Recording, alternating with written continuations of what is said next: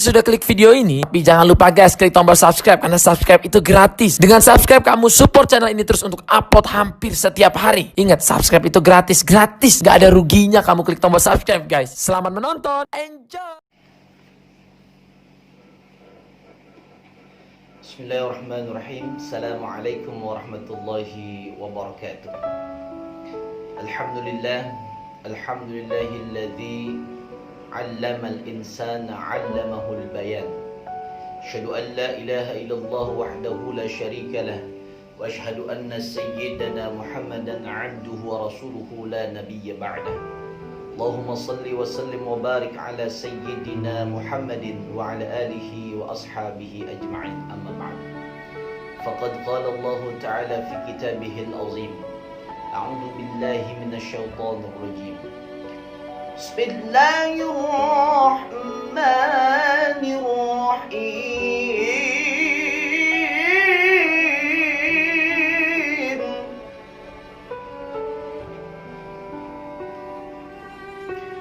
Iqra' bismi rabbikal ladzi khalaq. Khalaqal insana min 'alaq. Shadaqallahul aliyyil azim. Saudaraku sekalian, pemirsa Ujeng Center TV yang dimuliakan oleh Allah Subhanahu wa taala. Bersyukur kepada Allah Subhanahu wa taala atas berbagai macam nikmat yang Allah karuniakan kepada kita, sehingga dengan itu semuanya lah alhamdulillah kita masih bisa bertemu, bertatap muka melalui channel dakwah Ujeng Center TV ini, dan insya Allah kehadiran kita di channel ini akan dicatat menjadi amal ibadah di sisi Allah Subhanahu wa taala, dan tentunya akan membuat kita hari demi hari akan menjadi lebih baik lagi, dan kita insya Allah akan mendapatkan ridwan Allah Subhanahu wa taala. Amin amin ya rabbal alamin. Salawat dan salam kita sampaikan kepada Rasulullah sallallahu alaihi wasallam, kepada keluarganya, kepada sahabatnya, tabi'in tabi'ut tabi'ina ila yaumil qiyamah. Mudah-mudahan di yaumil qiyamah kelak nanti kita semuanya akan mendapatkan syafaatul ummah dari Rasulullah sallallahu alaihi wasallam. Saudaraku sekalian, pemirsa Ujeng Center TV yang dimuliakan oleh Allah Subhanahu wa taala. Kali ini sebelum Al-Fakir menyampaikan ulasan demi ulasan materi keislaman, maka Al-Fakir sangat mengharapkan daripada kebaikan antum semuanya, marilah support, marilah bantu channel dakwah Ujeng Center TV ini dengan yang pertama adalah mensubscribe channel dakwah ini. Insya Allah subscribe antum semuanya dicatat jadi amal ibadah di sisi Allah Subhanahu wa taala. Yang kedua, komentarnya. Yang ketiga, kalau itu bermanfaat channel dakwah ini, maka silahkan share di media sosial Anda semuanya. Insya Allah bermanfaat. Amin ya rabbal alamin. Saudaraku sekalian, pemirsa Ujeng Center TV yang dimuliakan oleh Allah Subhanahu wa taala. Dalam pembahasan kali ini, insya Allah kita akan membahas bagaimana kemudian sejarah, bagaimana kemudian dakwah Rasulullah sallallahu alaihi wasallam di dalam sejarahnya. Dakwah Rasul yang pertama itu di Makkah, yang kedua itu di Madinah. Maka dua proses ini akan kita sampaikan kisahnya, akan kita sampaikan pembahasannya sebelum ke Madinah. Maka kita masuk yang pertama, yaitu bagaimana dakwah Rasul itu di Mekah Al-Mukarramah. Saudaraku sekalian yang berbahagia, ketika kita bicara dakwah, maka dakwah itu asal katanya adalah da'a yad'u da'watan, artinya adalah mengajak. Maka ketika dakwah Rasul di Mekah, yaitu adalah ajakan Rasulullah sallallahu alaihi wasallam kepada masyarakat Mekah ketika itu. Untuk apa? Kemana ajakannya? Kepada Allah Subhanahu wa ta'ala. beriman, imannya kepada Allah yang benar, sebenar-benarnya iman kepada Allah. Tidak ada Tuhan selain Allah, tidak ada ilah selain Allah Subhanahu wa taala. Dan ketika Rasulullah SAW diutus di Mekah ketika itu, maka banyak Tuhan-Tuhan yang dijadikan Tuhan. Mungkin bukan Tuhan-Tuhan yang dijadikan Tuhan, tetapi benda-benda yang dijadikan Tuhan. Ada patung-patung dan ada yang lain-lainnya. Saudaraku sekalian, pemirsa Ujeng Center TV yang dimuliakan oleh Allah Subhanahu wa taala. Lebih dalam lagi kita harus tahu bagaimana substansi daripada dakwah Rasulullah SAW di Mekah. Substansinya apa sih? Ya. Apa saja poin pentingnya yang disampaikan oleh Rasulullah SAW ketika beliau berdakwah di Mekah Al-Mukarramah. Saudaraku sekalian, perlu diingat dengan ayat Allah Subhanahu wa taala di dalam suratul Alaq, di dalam surah Al-Alaq, sebagaimana tadi di dalam muqaddimahnya saya menyampaikan, saya membacakan ayat tersebut. Bismillahirrahmanirrahim. Iqra bismi rabbikal ladzi khalaq. Khalaqal insana min 'alaq. Iqra wa rabbukal akram. Alladzi 'allama bil qalam. 'Allamal insana ma lam ya'lam. Shadaqallahul aliyyul azim. Wallahu ta'ala a'lam bimaradih.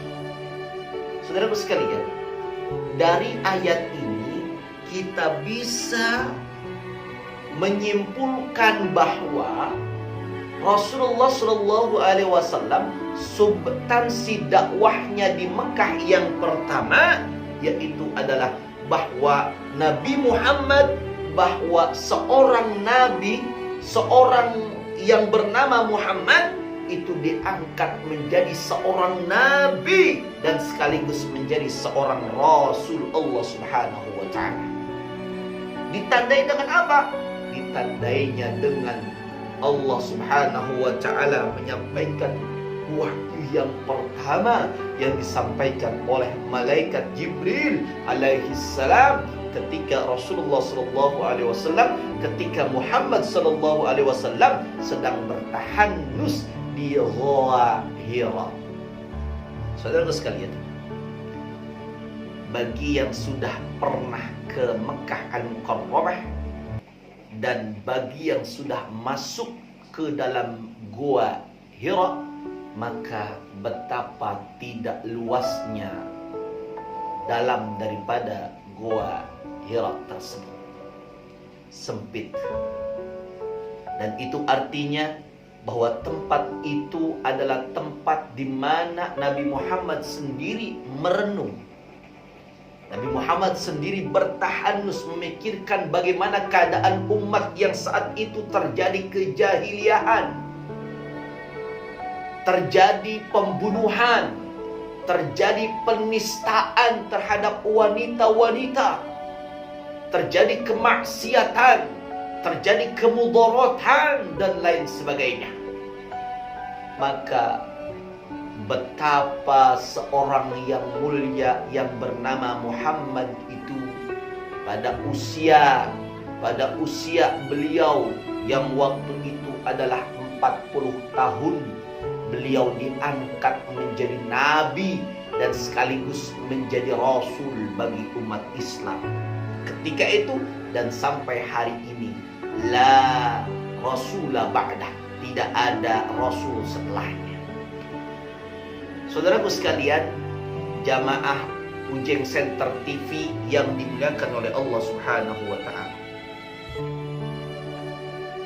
Jadi ketika Rasulullah SAW mendapatkan wahyu yang pertama, ya, jadi substansi dakwah Rasul itu di Mekah itu adalah Rasul diangkat menjadi Nabi Muhammad itu diangkat menjadi Rasul, atau Muhammad diangkat menjadi Nabi dan Rasul yang pertama di Mekah, substansinya.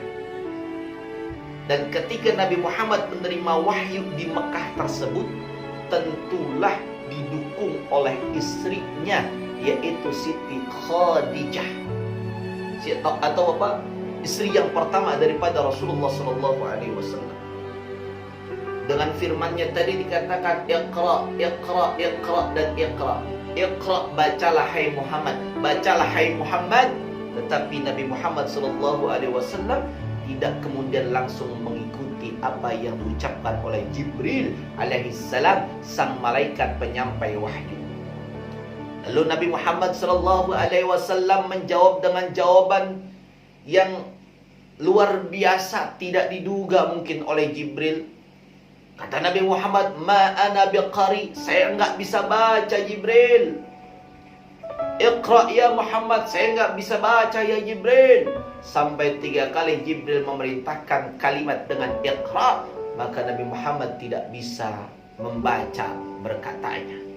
Lalu kemudian Nabi Muhammad didekap oleh Jibril alaihissalam, dan selepas didekap Allah memberikan ilham kepada Nabi Muhammad melalui Jibril alaihissalam. Lalu setelah itu Jibril memerintahkan membaca, dan kemudian Nabi Muhammad SAW bisa mengikuti apa yang disampaikan oleh Jibril alaihissalam.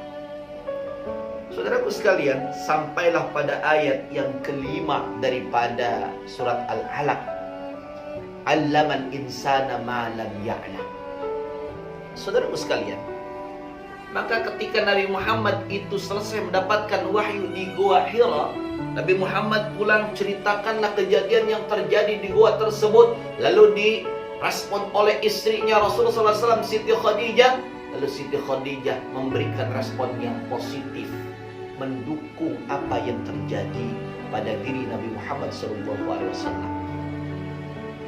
Dan semenjak itulah kemudian Nabi Muhammad SAW sangat diperhatikan oleh Siti Khadijah. Kenapa? Karena beliau yakin bahwa suaminya akan menjadi pemimpin yang luar biasa, pemimpin yang istimewa, pemimpin yang memimpin dunia pada suatu saat nanti. Saudaraku sekalian, jamaah Ujeng Center TV yang dimuliakan oleh Allah Subhanahu wa Ta'ala, itu yang pertama substansinya. Rasul diangkat menjadi Muhammad diangkat menjadi nabi dan rasul.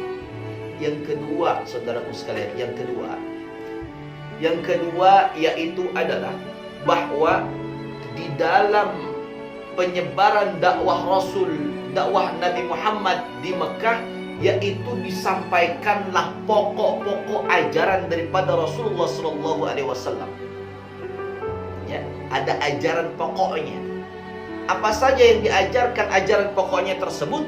Yaitu tentang penyembahan yang sebenar-benarnya penyembahan, atau bahasa lainnya adalah keyakinan, atau bahasa Arabnya adalah aqidah. Jadi yang diajarkan oleh Rasulullah SAW di Mekah yang pertama adalah masalah akidah, masalah keyakinan dulu ditanamkan. Kenapa?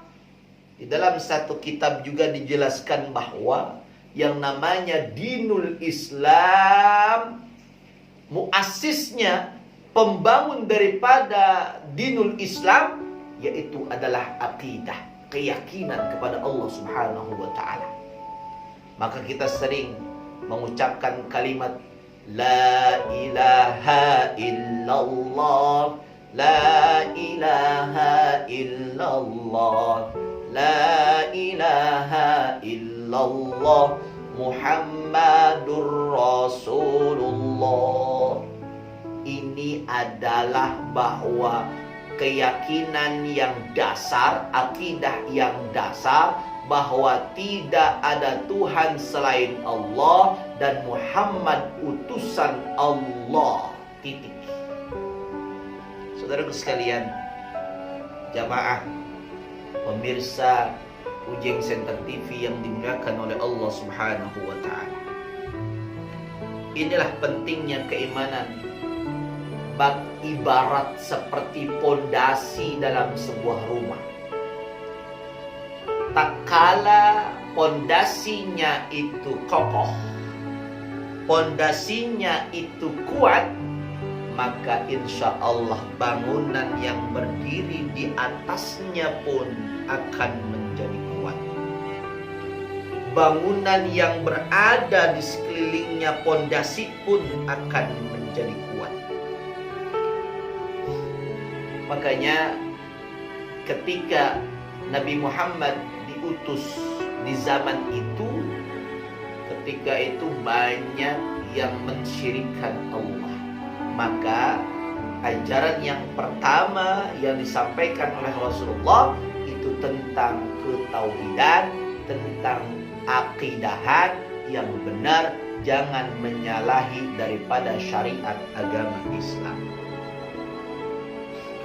Di dalam surah Al-Ikhlas, yaitu surah yang ke-112, pada ayat 1 sampai 4, pasti semuanya hafal. Cuma mungkin ada yang tidak faham daripada artinya saja. Tetapi sebagian ayatnya pun sudah banyak yang mengerti daripada artinya. A'udzu billahi minasyaitonir rajim. Bismillahirrahmanirrahim. Qul huwallahu ahad, Allahus samad, lam yalid wa lam yulad wa lam yakul lahu kufuwan ahad.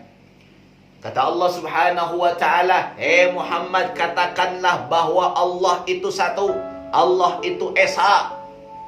Dia itu Allah yang Maha Esa. Dan itulah yang ditanamkan akidah yang benar kepada bangsa Arab ketika Rasul berdakwah di Mekah. Allahus Samad, Allah tempat meminta. Kalau kita meminta sesuatu, meminta rizki, meminta apapun, mintalah kepada Allah Subhanahu wa ta'ala. Jangan meminta kepada selain Allah. Kalau meminta kepada selain Allah, maka syirik namanya. Lam yalid wa lam yulad wa lam yakul lahu kufuwan ahad.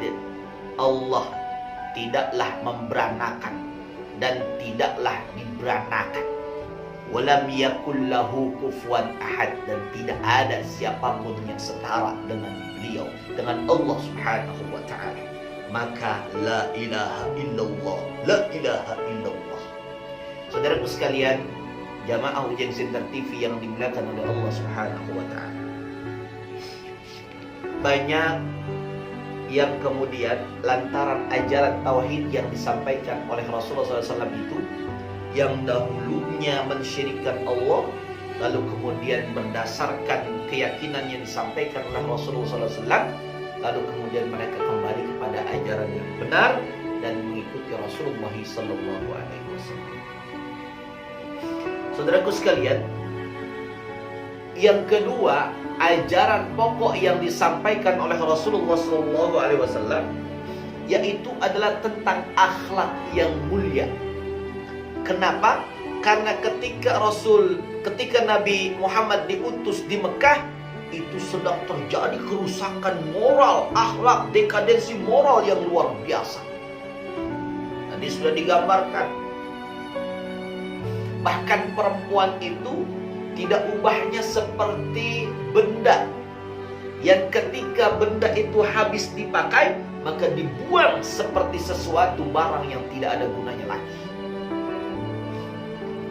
Seorang bayi perempuan dengan begitu mudahnya dibunuh lantaran kalau seorang ibu, bapak memiliki anak yang kemudian itu anaknya adalah perempuan, maka anak perempuan tersebut seakan-akan menjadi aib bagi keluarganya.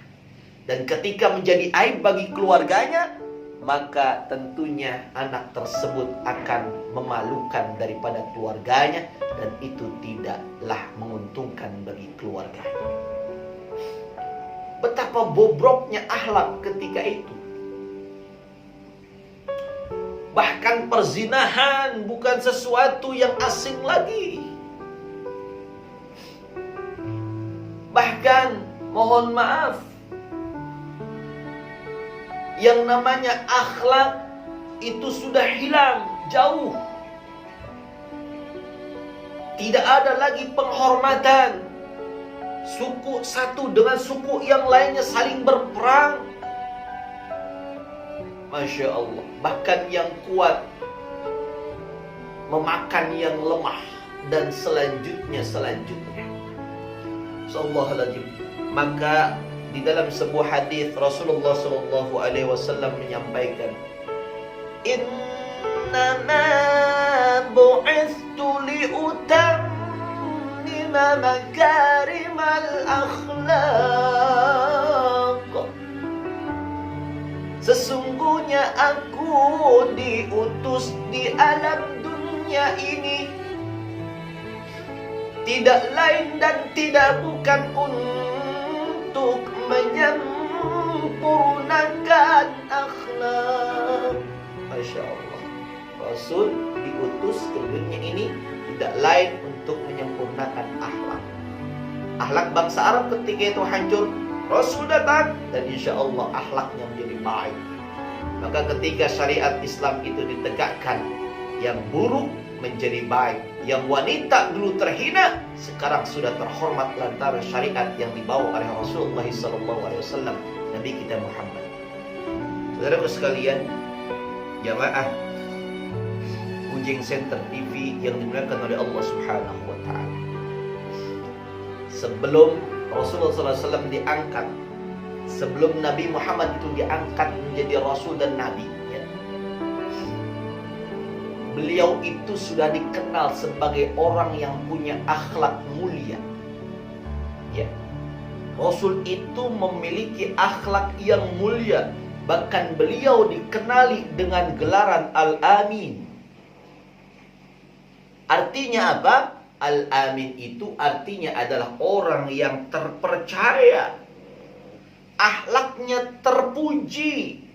Maka pantas kalau Allah Subhanahu wa Ta'ala menyampaikan di dalam suratul Ahzab pada ayat yang ke-21. A'udzu billahi minasyaitonir rajim. Bismillahirrahmanirrahim. Laqad kana lakum fi rasulillahi uswatun hasanah. Wallahu ta'ala a'lam bimuradi. Hanya Allah yang mengetahui maksud sesungguhnya.